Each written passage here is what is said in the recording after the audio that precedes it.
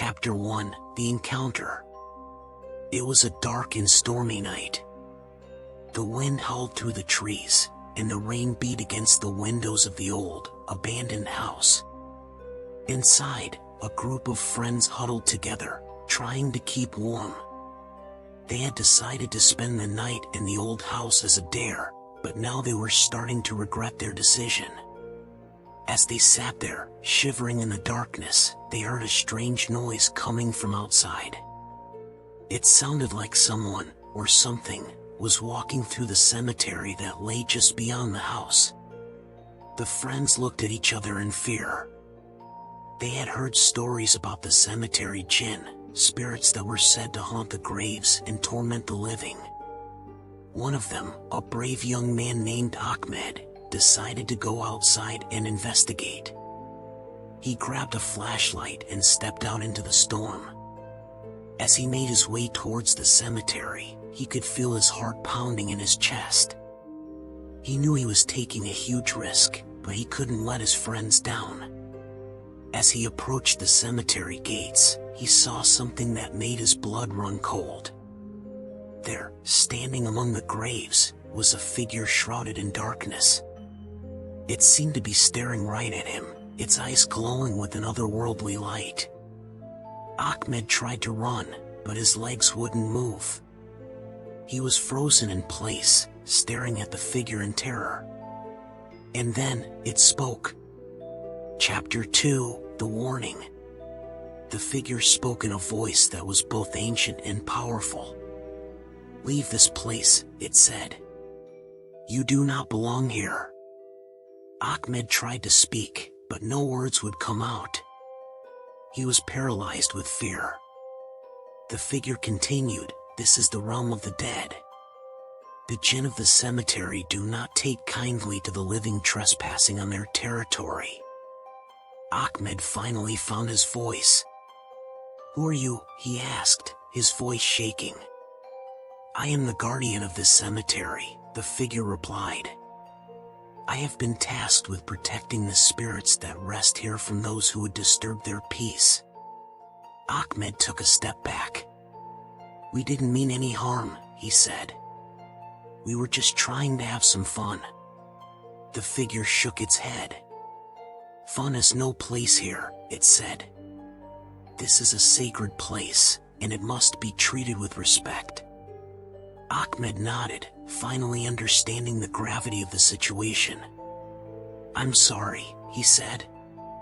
"We'll leave right away." The figure nodded. "See that you do," it said. "And tell your friends to never come back here again." With that, the figure vanished into the darkness, leaving Ahmed standing alone in the storm. Chapter 3: The Escape. Ahmed ran back to the house as fast as he could, his heart pounding in his chest. He burst through the door, startling his friends.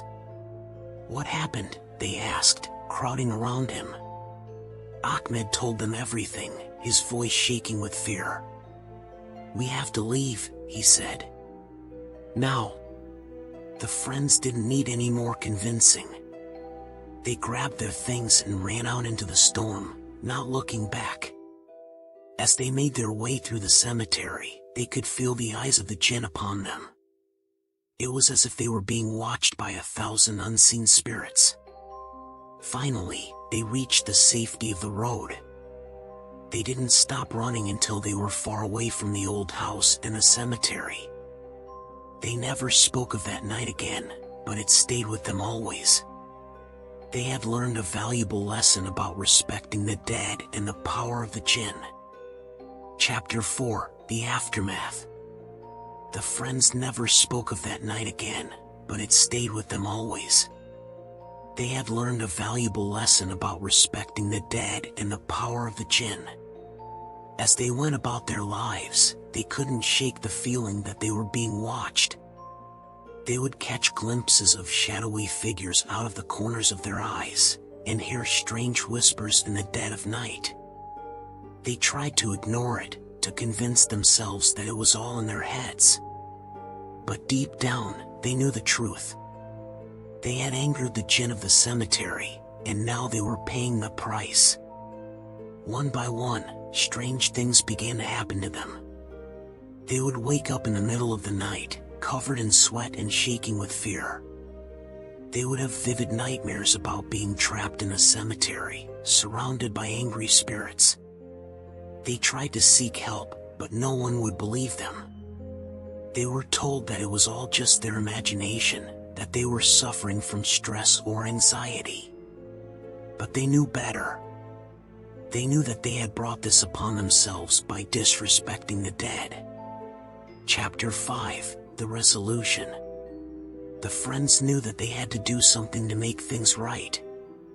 They couldn't go on living like this, haunted by the Jinn of the cemetery. They decided to return to the old house in the cemetery, to face their fears and make amends for their mistake. As they stood at the gates of the cemetery, they could feel the eyes of the Jinn upon them once again. But this time, they were not afraid. They had come to make peace. They walked through the cemetery, stopping at each grave to offer a prayer and ask for forgiveness. They could feel the anger of the Jinn slowly dissipating, replaced by a sense of calm. Finally, they reached the center of the cemetery, where the guardians stood waiting for them. "We have come to make amends," they said. The guardian nodded. "You have shown courage and humility," it said. "The Jinn of the cemetery forgive you." With those words, the friends felt a weight lifted from their shoulders. They knew that they had been forgiven, and that they could finally move on from that fateful night. From then on, they lived their lives with a newfound respect for the dead and the power of the Jinn. They never forgot the lessons they had learned, and they passed them on to others, so that no one would make the same mistake again. The end.